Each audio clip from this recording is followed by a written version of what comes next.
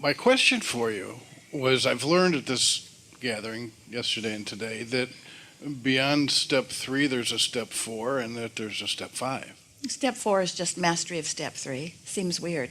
So step 1 is ask, can't help it. Step 2 is source answers, none of your business, they're just doing it. Step 3 is you got to line up with it. You got to get in that receptive mode. And step 4 is just getting really good at being in the receptive mode, staying there longer, going there more quickly. The question is, why is it so easy for us who have maybe have been conditioned to be the way we are, go back to the way we were? Because law of attraction responds to your active vibrations. And because you see people that activate some old vibrations, or you watch a movie that activates an old vibration, or you meet up with someone that you haven't seen for a while that activates an old vibration, these vibrations will remain dormant, but there's a possibility of them activating again. And so here's the statement that we want you to take away from this important question. Your vibration is where you last left it on any subject. It's where you last left it. Now, it might be dormant even though you left it there, but wherever you left it, there's a possibility, and pretty good possibility really, that something's going to happen that's going to activate it again. So when it is activated again, when it's activated again, if you move it to a better feeling place, then next time it's activated, it will come to that better feeling place until eventually what's activated will always be right here where you are. That's why it just gets easier and easier. This is a belief bridging example. As your beliefs become more harmonious with the knowing that your inner being holds, then there won't be any resistance. Don't you now know for sure that you had bugaboos or hindering beliefs that now just don't apply to you? Oh, absolutely. But that's how that happened. In other words, this is how it works. Contrast causes you to ask. You're not in vibrational alignment with what you've asked for yet, but you want to be. So you look there, you think about that, you talk about that, you get into alignment with it, and now you're in alignment with it, and boom, now it manifests.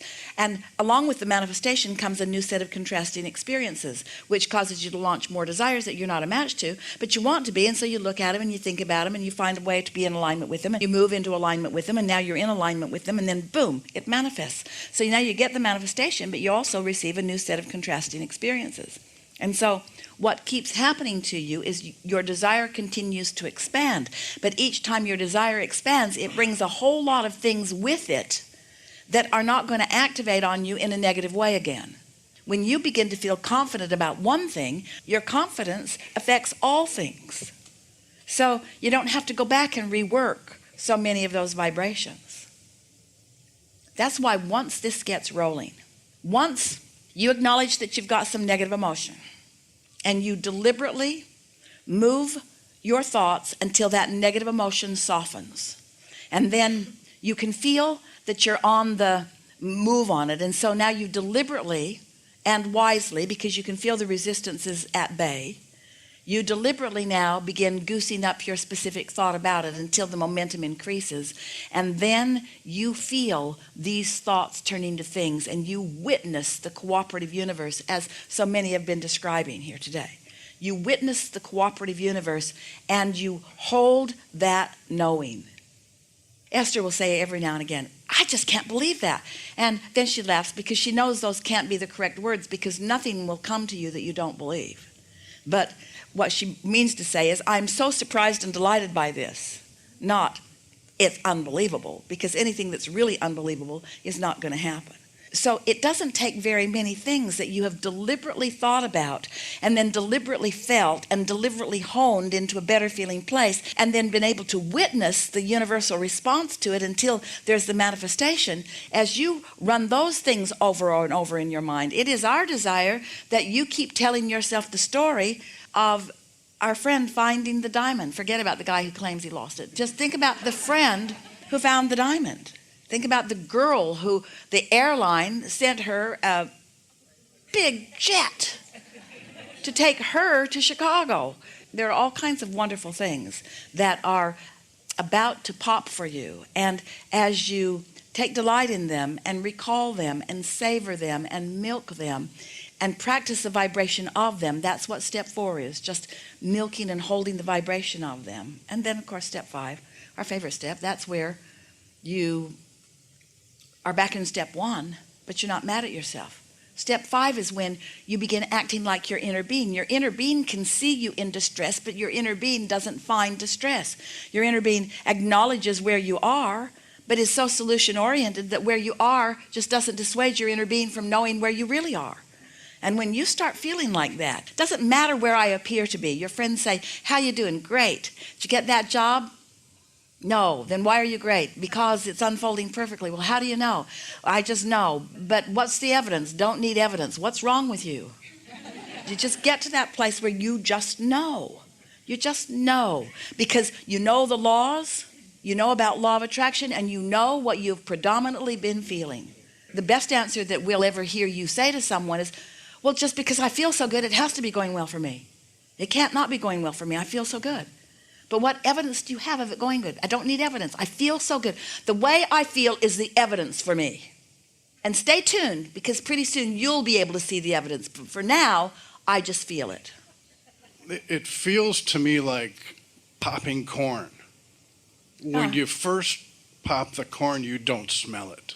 You can't taste it because it's not finished. Yeah, and don't eat it either. And then it pops and it pops and it pops, and pretty soon it's popping so frequently that all you hear is one single sound.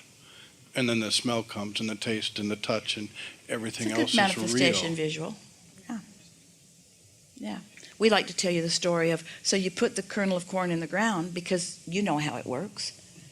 Plant it and you water it and you nurture it, and it will grow into a plant, and there will be some corn for you in time.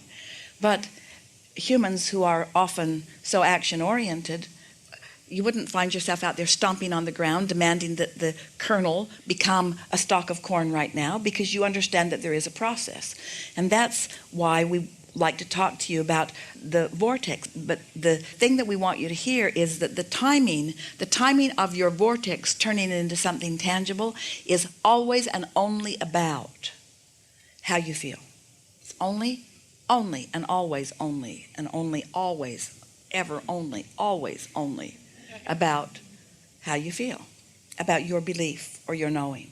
And after a while, feel for just a moment, for a brief moment, what doubt feels like. Ugh.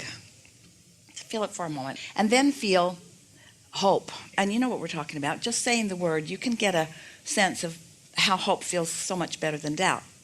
But hope still has resistance in it. And so think for a moment how when hope turns to belief, how there's an improvement in the way you feel. But the greatest improvement of all, the greatest vibrational releasing of last resistance, is when belief turns into knowing, where you just know. You just know with certainty. You just know. You've gathered enough evidence. You're no longer split. You know, you know, you know, you know, you know, you know. Wild horses can't talk you out of it. No one can talk you out of it. You're going to Michigan or wherever you're going. Yes? Amen. Really good.